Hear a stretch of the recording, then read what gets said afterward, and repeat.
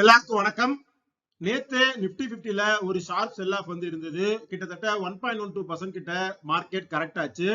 FIDI data எடுத்து பார்த்தோம் அப்படின்னா FIIs வந்து 103 கோடி அளவுக்கு மார்க்கெட்ல செல் பண்ணியிருக்காங்க.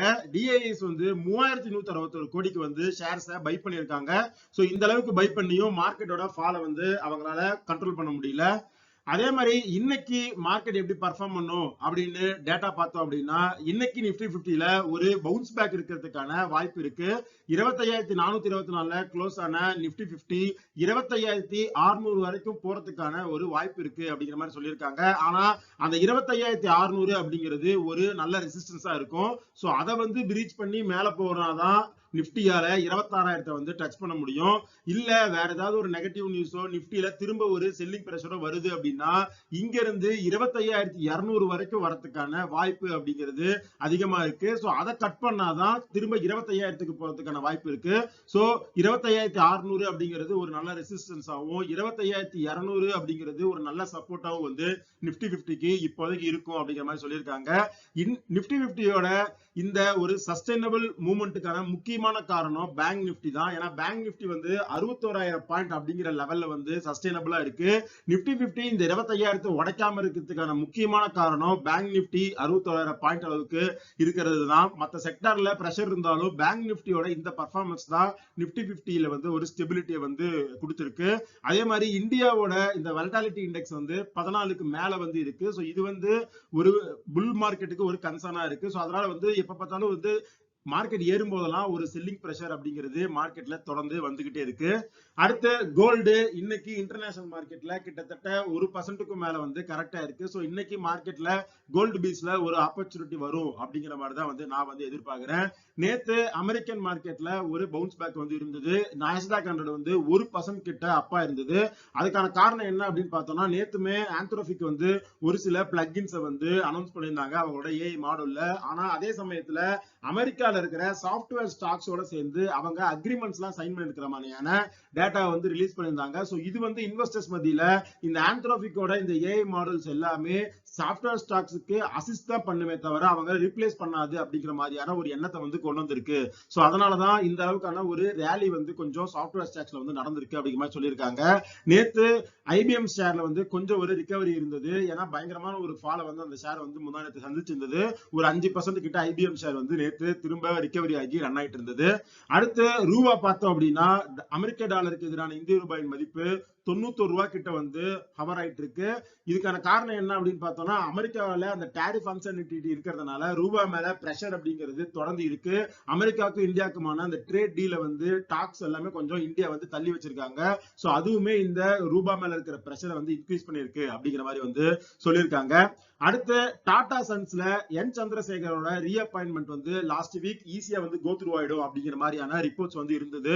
ஆனா இப்போ அது வந்து கொஞ்சம் ஒத்திவைக்கப்படும் அப்படிங்கிற மாதிரியான ரிப்போர்ட்ஸ் வந்து இருக்கு. ஏன்னா இந்த என் சந்திரசேகரோட பதவிக்காலம் அப்படிங்கிறது பிப்ரவரி 2027 வரைக்கும் வந்து அவருக்கு இருக்கு. ஸோ அப்ப வந்து அவரோட வயசு அப்படிங்கிறது 64 இருக்கும். டாட்டால 65 வயசுக்கு மேல அவர் தலைவரா தொடரணும் அப்படின்னா அதுக்கு சிறப்பா வந்து ஒரு அனுமதி வந்து அது தேவை.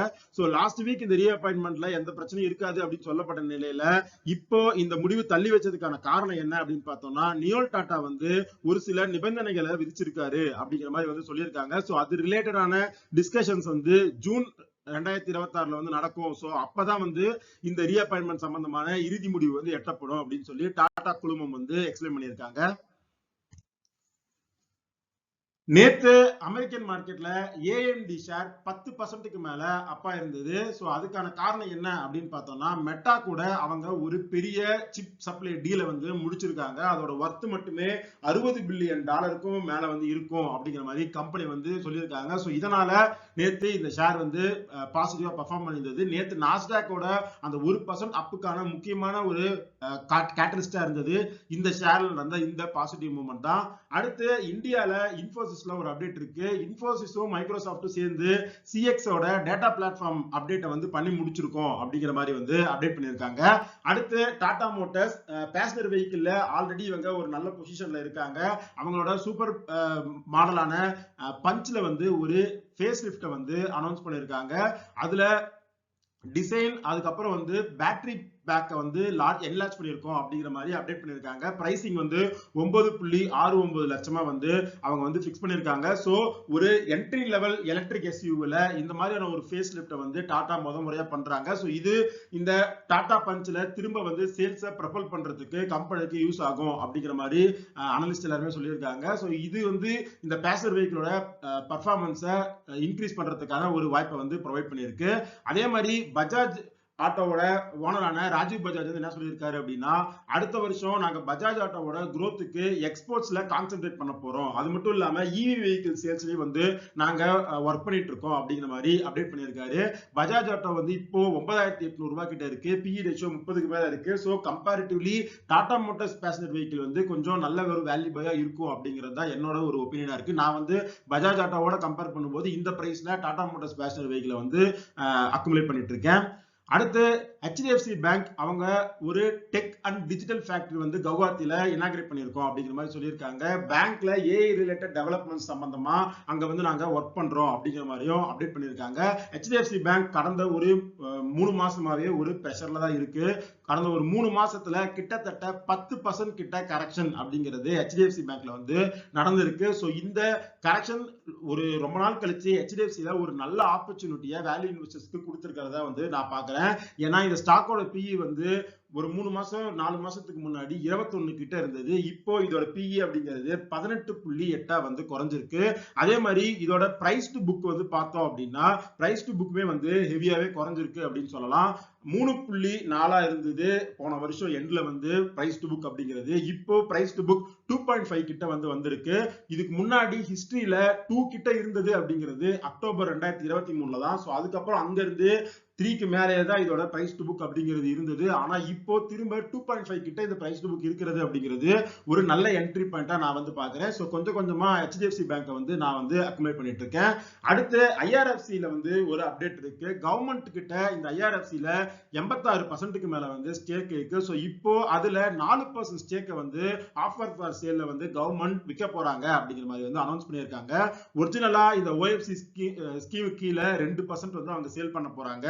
2% கிரீன் ஷூ ஆப்ஷனா வந்து வச்சுக்க போறாங்க. அதாவது எவ்வளவு டிமாண்ட் இருக்கோ அதை பொறுத்து வந்து எக்ஸ்ட்ரா அந்த 2% வந்து கவர்மெண்ட் வந்து சேல் பண்ணுவாங்க. ஃப்ளோர் பிரைஸா பாத்தீங்க அப்படின்னா 104 ரூபாய் அப்படிங்கிற லெவலை வந்து பிக்ஸ் பண்ணிருக்காங்க. இப்போ IRFC வந்து 109 ரூபாய் அப்படிங்கிற ரேஞ்சில வந்து ட்ரேட் ஆயிட்டு இருக்கு. சோ இப்ப இருக்கிற பிரைஸை விட டிஸ்கவுண்ட் பிரைஸ்ல தான் வந்து கவர்மெண்ட் வந்து செல் ஆஃப் பண்ணுது. ஸோ இது இந்த IRFC ஷேர்ல வந்து ஒரு பிரஷர் கொடுக்கறதுக்கான வாய்ப்பு இருக்கு. இந்த ஷேர்ல என்கிட்ட எந்த பொசிஷனும் கிடையாது. ஏன்னா திரும்ப இந்த கவர்மெண்ட் வந்து செல் பண்ணுவாங்க. ஆல்ரெடி ரயில்வே ஸ்டாக்ஸ் எல்லாத்துலயுமே அவங்க ஆஃபர் ஃபார் சேல் மூலமா செல் பண்றதுக்கு ஒரு டார்கெட் ஃபிக்ஸ் பண்ணி ஒர்க் பண்ணிட்டு இருக்காங்க. ஸோ அதனால இப்போதைக்கு இந்த ஷேர்ல எந்த ஆப்பர்ச்சுனிட்டி இருக்கிறதா வந்து நான் பார்க்கல. ஸோ இன்னைக்கு மார்னிங் மார்க்கெட்டுக்கு முன்னாடி இதெல்லாம் தான் வந்து இருக்கிற ஒரு முக்கியமான நியூஸ். இன்னைக்கு மார்க்கெட்ல ஒரு பவுன்ஸ் பேக் இருக்கிறதுக்கான வாய்ப்பு இருக்கு. கோல்டு பீஸ்ல ஒரு சில ஆப்பர்ச்சுனிட்டிஸ் கிடைக்கும் அப்படிங்கறத வந்து நான் வந்து எதிர்பார்க்கிறேன். இந்த வீடியோல நம்ம டிஸ்கஸ் பண்ண எல்லா விஷயங்களுமே ஒரு இன்ஃபர்மேட்டிவ் பர்பஸ்க்கு தான். நீங்க இன்வெஸ்ட் பண்றதுக்கு முன்னாடி பர்சனலா ரிசர்ச் பண்ணுங்க. ஒரு செபி சர்டிஃபிகேட் செக் பண்ணிட்டு அதுக்கப்புறம் இன்வெஸ்ட் பண்ணுங்க. இந்த வீடியோ பிடிச்சிருந்தா அதோட லைக் பண்ணுங்க. நம்ம சேனலை சப்ஸ்கிரைப் பண்ணுங்க. இதே மாதிரி இன்னொரு வீடியோ உங்களை மீட் பண்றேன். அது வரைக்கும் நன்றி, வணக்கம்.